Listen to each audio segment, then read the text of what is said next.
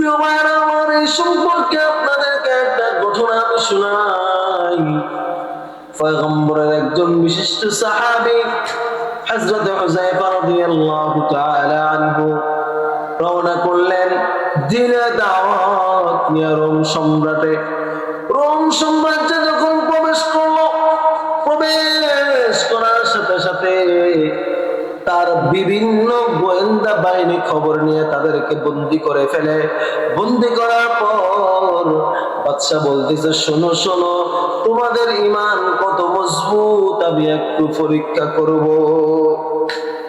এইবার আব্দুল্লাহ ইবনে হুযায়ফাকে ডাক দিয়ে কয়, শোনো, আমার এখানে টাকার অভাব নাই, পয়সার অভাব নাই, আমার এখানে সুন্দরী নারীর অভাব নাই, সম্পদের অভাব নাই। যদি তুমি ঈমান ছাড়তে পারো, যদি তুমি ইসলাম ছাড়তে পারো, মুহাম্মদুর রাসূলুল্লাহ সাল্লাল্লাহু আলাইহি ওয়াসাল্লামের কালেমা ছাড়তে পারো, আমি তোমাকে এই উপঢৌকন দেব। এইবার আব্দুল্লাহ ইবনে হুযায়ফা ডাক দিয়ে কয়, ওয়ালিল্লাহি লাউ রিদাত আলাইহিদ দুনিয়া কুল্লাহা আতরুকু দীন মুহাম্মাদিন সাল্লাল্লাহু আলাইহি ওয়াসাল্লাম মা তারাকতুহু। ও বাদশা, শুনো, তুমি আমাকে লোভ দেখায়ো না, লোভ দেখায়ো না, কারণ আমি মুহাম্মদুর রাসূলুল্লাহ সাল্লাল্লাহু আলাইহি ওয়াসাল্লামের ধর্ম গ্রহণ করেছি। জীবন চলে যেতে পারে, সব ছাড়তে পারি, কিন্তু আমি ইসলাম ছাড়তে পারি না। এইবার ডাক দিয়া কয়, ও বাদশা, তুমি আমাকে কোনো কিছুতেই দাঁড়াইতে পারবা না। এইবার বাদশা জল্লাদকে ডাক দিয়া কয়, ফাঁসির মঞ্চ রেডি করো। ফাঁসির মঞ্চ রেডি করা হলো।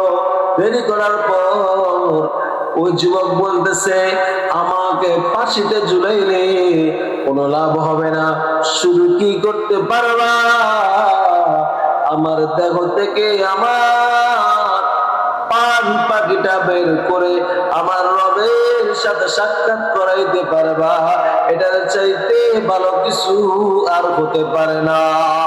মুসলমান ভাইরা আমার, এইবার সাহাবীর সামনে জল্লাদকে ডাক দেয়া কয়, বড় একটা পাতিল নিয়ে আসো, সবচাইতে যে তেলটা টকবক করে আওয়াজ দেয়, দ্রুত গরম হয়, ওই তেলটা এনে এখানে হাজির করো।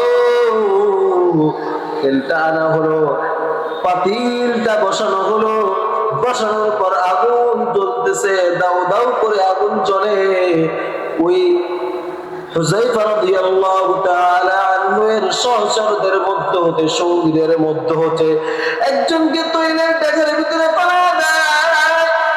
পালানোর পর ডেকে কয়, ও হুযায়ফা, কাদার কোনো দরকার নাই, কাদার কোনো দরকার নাই, কারণ আমি তোমার সাথে আছি, তোমার কোনো টেনশন নাই। হুযায়ফা ডাক দিয়ে কয়, জানো আমি কেন কাঁদি, আমি কেন কাঁদি জানোনি? ওয়ালিল্লাহি লাউ উরিদাত আলাইহিদ দুনিয়া ওয়ালিল্লাহি মা বাকাইতু খাওফান ওয়ালাকিন্নী বাকাইতু লিআন্না লি নাফসান ওয়াহিদাতান ওয়া কুনতু আওয়াদতু মিআতা নাফসিন ওয়াহিদাতিন, কারণ আমি এই জন্য কাঁদি, আমার রব আমাকে জীবন দিয়েছে একটা, যদি আল্লাহ আমাকে শত জীবন দিত, এই শত জীবনকে আমি আল্লাহর রাস্তায় কুরবানি করে বলতাম, আমি তোমার আশিক, আমি তোমার গোলাম। ভালোবাসো তাকে রে মন, ভালোবাসো তাকে, ভালোবাসো তাকে রে মন, ভালোবাসো তাকে, জীবনে মরণ তুমি যাকেই পাবে পাশে, থাকেন শুধু আল্লাহ তাআলা সব বান্দারই পাশে। प्यार करो उसे रे दिल, प्यार करो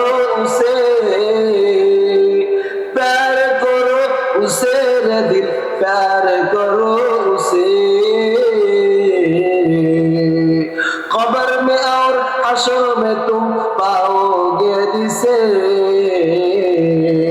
प्यार करो उसे रे दिल प्यार करो उसे जीने में और मरने में तुम पाओगे जिसे प्यार करो उसे रे दिल प्यार करो उसे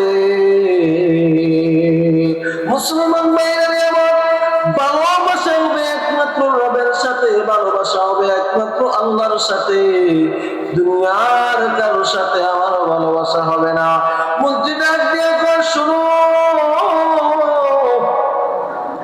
কারণ এইভাবে যদি আমরা তাদেরকে মেরে ফেলি আমাদের ধর্মের অনুসারী কমে যাবে কারণ এই যুবকটা দিয়ে আমাদের কাজ আছে কি করতে হবে ও বাদশা মহারাজ আমার সুন্দরী মেয়ে আছে সুন্দরী মেয়েকে এবং তাকে একত্রে রুমে ঢুকাইলেই কাজটা ঘটে যাবে এবার যুবক গোলাম আব্দুল্লাহ ইবনে হুযায়ফাকে রুমের ভিতরে বন্দী করা হয় বন্দী করার পর ওই মেয়ের দিকে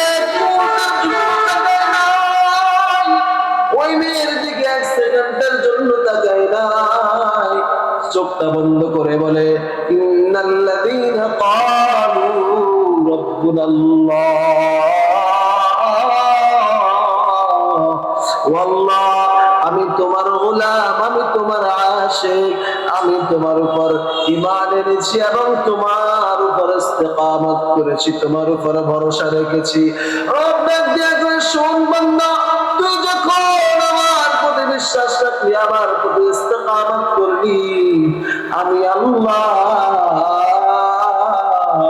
তোর জন্য নিরাপত্তার ব্যবস্থা করে নিলাম কারণ তোর নামের অর্থ যখন মুমিন হয় তখন হয় বিশ্বাসী আমি রবের নাম যখন মুমিন হয় তখন হয় নিরাপত্তা দাতা আমি রবকে বিশ্বাস করার কারণে দুনিয়াতে আখিরাতে উভয় জায়গায় তোকে সফল করে দেব মুসলমান ভাইরা আমার এইবার একদিন দুই দিন তিন দিন চার দিন পাঁচ দিন 7 দিন 10 দিন 15 দিন 20 দিন 1 মাস 40 দিন হয়ে গেছে মেয়ের বাবা